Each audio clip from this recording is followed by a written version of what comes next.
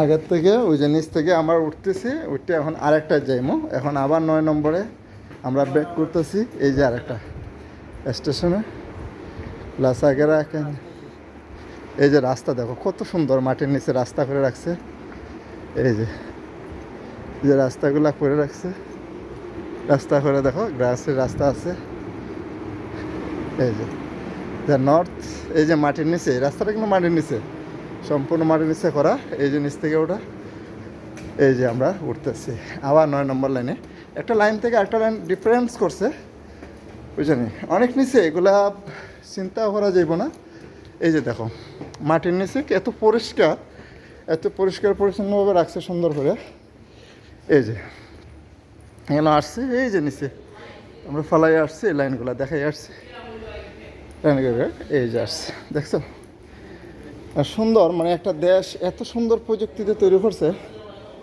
এই যে দেখো কোনো মানুষ নেই, এই যে আমরা ওই তো সেন্তারসার থেকে এগুলো হচ্ছে মেঘর থেকে ফন্দ যাই, আমরা ওই থেকে যে ডিরেকশন আছে আবার আইব।